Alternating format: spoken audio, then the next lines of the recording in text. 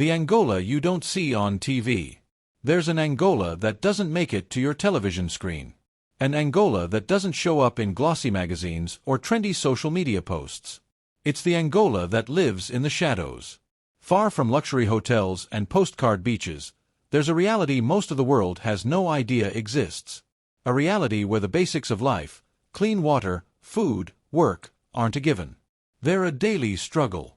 Entire neighborhoods left behind by time. Places with no infrastructure. No sanitation.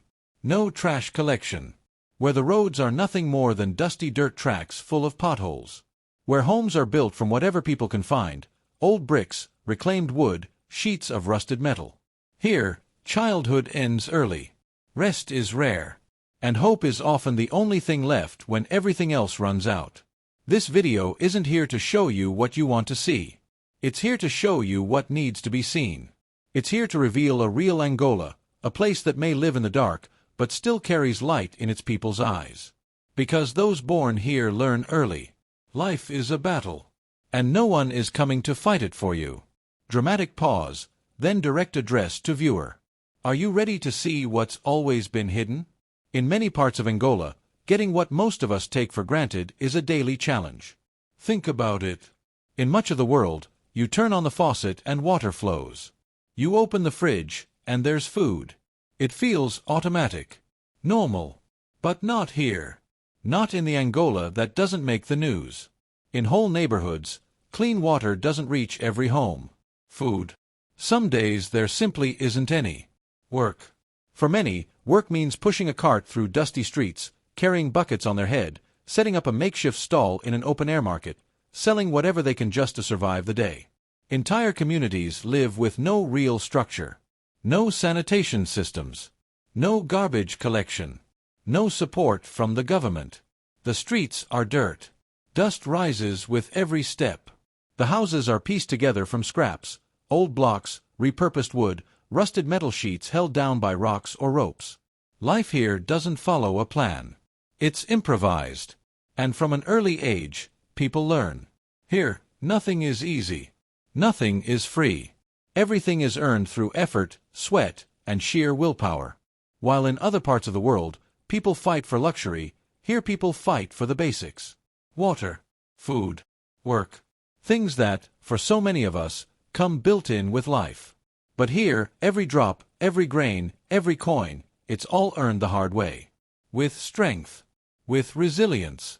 With no choice but to push forward, no matter how hard the road gets. Because in this Angola, waiting for help is wasting time. If you don't move, you fall behind.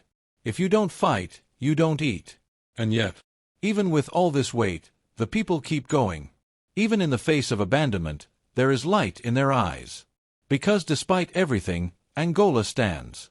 But Angola isn't just one place. There are two Angolas. One is full of modern buildings, wide avenues, luxury cars. It's where the leaders live. Where power is concentrated. Where life comes with air conditioning and security guards. And then, there's the other Angola. The Angola where most people live. Forgotten neighborhoods. Crumbling buildings. Families surviving without even the bare minimum. While one side of the country rides in armored SUVs, the other carries buckets of water on their heads. Water that isn't always clean. Sometimes it comes out yellow. Drawn from shallow wells, broken pipes, public spigots. And when there's no water at all, people dig. They search for it in ditches, in muddy holes, in any place where a single drop might appear. But water isn't the only issue. The trash piles up in the streets. In corners. At the doors of houses. Open bags filled with leftovers, plastic, rotting food. Thrown right next to where people walk. Where they live. Where they eat. The smell is overwhelming. The danger is constant. And along with the trash comes sewage, untreated, flowing in the open. Right through the middle of houses. Past children playing. Past the markets where food is sold.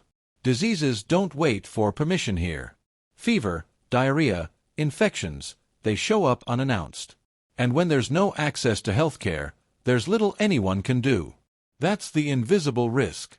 It doesn't show up in tourist brochures. It doesn't get posted on Instagram. But it's there. In every forgotten corner. In every back alley. In every stagnant puddle left behind after the rains. While part of the country lives in luxury, the other part lives in survival mode. Next to piles of trash. In the shadows of buildings they'll never enter. It's not an accident. It's the result of years of inequality. Of a system that protects a few and forgets the rest. Because this part of Angola's population doesn't need luxury. They need dignity, clean water, sanitation, respect. But what they get instead is abandonment. In many countries, childhood is sacred, protected. In Angola, in these hidden neighborhoods, childhood ends before it ever really begins. Children carry buckets before they can write their own names. They collect plastic, beg for food, or simply wander the streets with no one to watch over them. School. It exists on paper. But in practice, many don't go. Some study when they can. Others never even set foot inside a classroom. Many start working as soon as they're able. Pushing carts. Selling goods in the market. Taking care of younger siblings. Doing whatever it takes to earn even the smallest amount of money. Here, playtime is a luxury. Toys are rare. Childhood turns into work, into survival. And while this goes on, the future is slowly being erased. Year after year. Generation after generation. These children grow up seeing the same streets. The same dust. The same broken promises. There are no working policies. No system to protect them. Some get lost along the way. Others survive however they can. But the question remains. How do you dream when no one ever gave you a solid base? How do you grow when you've been fighting to survive since you were a child? It's not fate. It's neglect. It's abandonment. It's the result of a country that invests in buildings, but forgets about its people.